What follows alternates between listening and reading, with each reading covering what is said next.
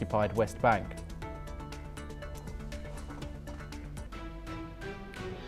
We start this hour in West Asia, and fresh violence has been reported despite a ceasefire that came into effect in October. In Gaza, one Palestinian has been killed by Israeli forces in what officials describe as the latest violation of the truce. In Gaza City, emergency teams rescued 5 people after the roof of a 3-story building collapsed in the Sheikh Wadwan neighborhood. Meanwhile, Turkey's foreign minister has warned that repeated ceasefire violations by Israel are creating major risks to moving forward with the second phase of the agreement. In the occupied West Bank, Israeli forces killed 2 Palestinians, including a child, during a raid in the Aqabat Jaber refugee camp near Jericho. Residents also reported that 2 young men were severely beaten as Israeli troops stormed their homes, further escalating tensions on the ground. We're now joined by Mati Zaweg, a geopolitical commentator joining us live from Tel Aviv. Mati, thank you very much for joining us.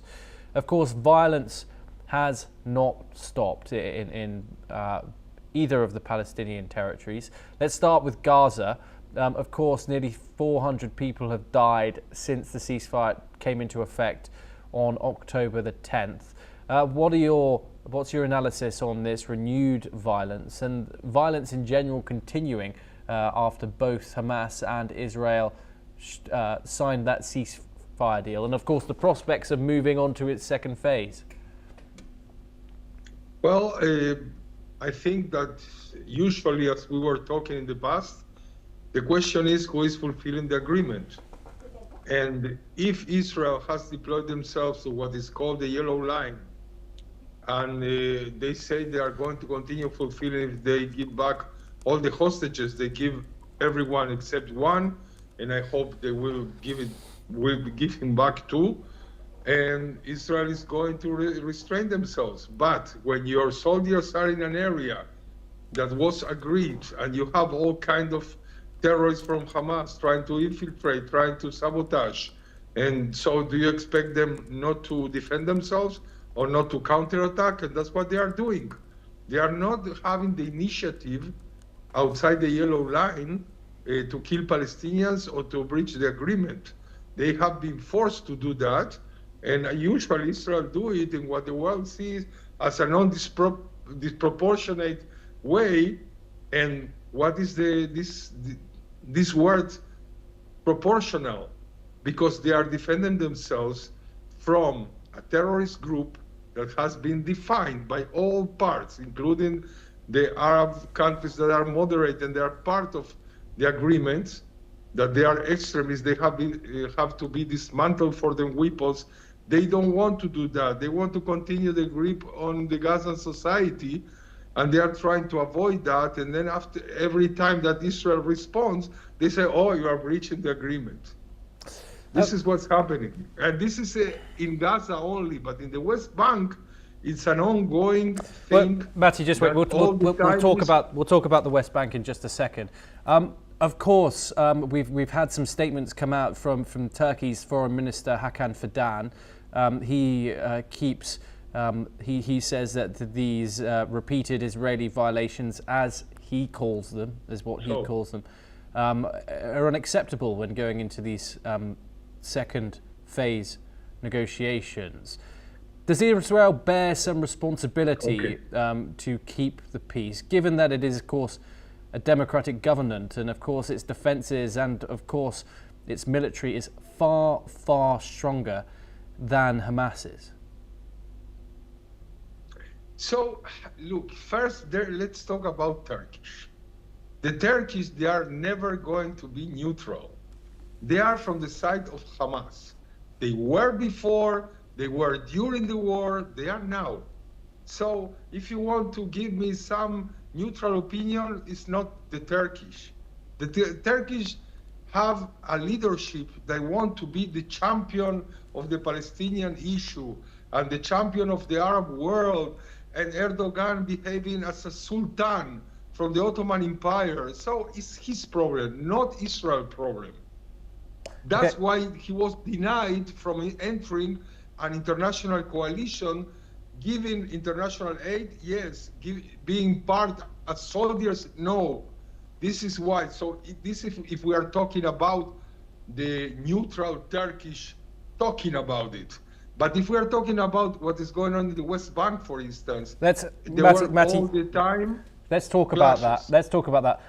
Of course, we've seen renewed violence there today, on the same day that 19 new settlements were approved by the Israeli government, that were put forward by Finance Minister Bezalel Smotrich. Of course, you know that these settlements under international law are viewed as illegal. Annexation is constantly threatened by especially the right in Israel. Donald Trump has said that he's not going to let Israel annex the West Bank. However, they do still continue to build settlements on the Palestinian territory's land. What consequences, if any, will come Israel's way if they continue to do this building, this constructing, and violence continues to escalate in the West Bank? The construction of settlement has been going on from not day one, from 67 6 days war. And every time with different governments, from Labour to Likud government to this actual government, which is very extremist in their view that all these territories must stay forever in Israel. And if you know the internal, not only political situation, but history, parts of these territories has been for thousands of years inhabited by Jews that were massacred, and that's why they are not there today. So the extreme right say we must settle again and stay forever. The center say this is a belt. This is something that is going to defend us in the future negotiations if the Palestinians are going to be serious about peace. And from the left, they say, peace now, just give back. This is an internal thing that is going on in Israel for the last 57 years. And so they continue to build. Why? Because we have this kind of government. And why we have this kind of government? Because for the last 30 years, all Palestinians authorities that have been in charge, they were refusing peace deals and converted the public in Israel to the right, when most of these 30 years ago were on the center left or left, with terrorist attacks exploding with people in the markets and in the buses. These have shifted over the years. This is not something that is occurring today, suddenly. So if someone from the Palestinian side is going to be really serious in proposing peace and not terror, that's what is going to put the Israeli government on the corner. Because the Israeli governments, the different ones, they are not receiving proposition of peace, only nice words and terror. That's why. And that's why they also in Gaza must enter in phase 2, so they can have a future, they can have an alternative government, so they can govern themselves and not just talking like the Europeans, two-state solutions, when you have no really leadership in Gaza and not a really leadership in the Palestinian Authority, that they are in conflict between themselves. And all the surveys say that in any election today, free election, the Hamas maybe is going to win for 55-60%. So we must understand what is the reality and not only the nice words. A hard question Matti. from South Asia. Was today... Matti, do stay with us. Apologies there, we had some audio issues.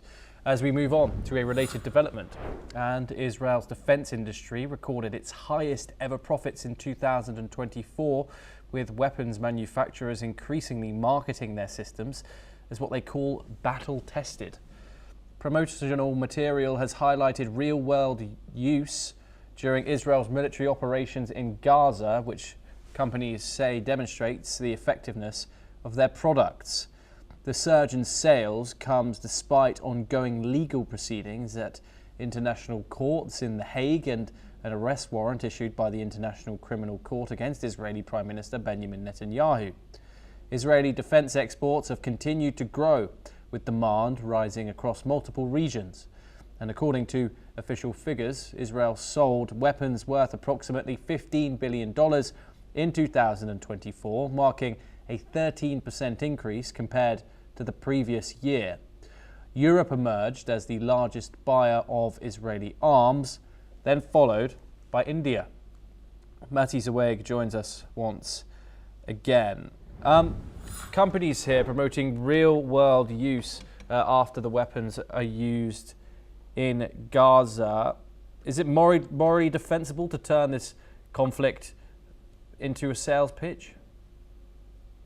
Well, most of these defense or attack systems that have been all the sales to Europe and to India especially, they are not used in Gaza. I mean, not some of them, yes, but not most of them, because they are, for instance, they are using, Arrows 3 missiles. They are selling to Germany, for 4.3 billion. This is something you don't use in Gaza. Or air defense system, that they are 48% of all the sales that have been to other. Of course, Israel was in battles, and when you are in battles, you accumulate experience and you use weapons that you can show the potential buyers how they are. But they are, primarily, you can believe it or not, Israel did all these weapons to defend themselves. And then they started selling them so they can keep investigating and doing better weapons in the future. Because people don't know really that the $3 billion approximately that they receive every year from the United States, this is not for Israeli weapons. This is to buy American weapons. So all the rest must be done by the Israelis themselves. They have unprecedented sales now in 2024 with almost $15 billion. And 54% they were for Europe, and all the rest they were mainly for India and also other countries. Some of them they are known or not, like South Korea and Singapore and other countries. And this is also why Europe, because they are afraid of what can happen in the future in NATO with their what's going on in the war between Ukraine and Russia.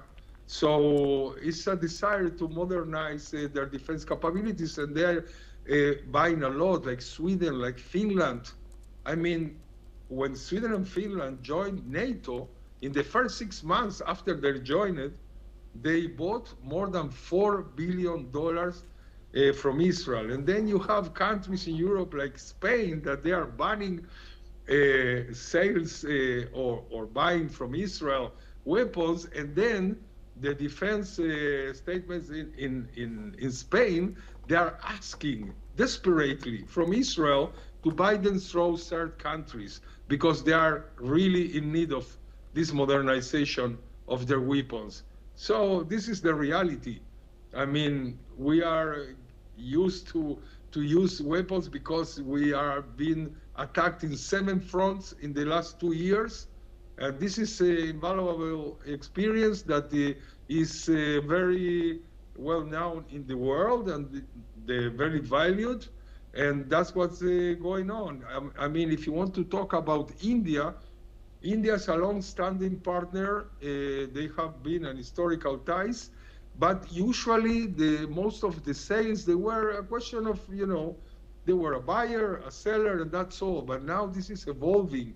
This is an evolving relationship because it's shifting from a simple buyer-seller dynamics to more focus in joint development and manufacturing partnerships, with India giving some raw materials and in Israel producing in this partnership in Israel and in India itself.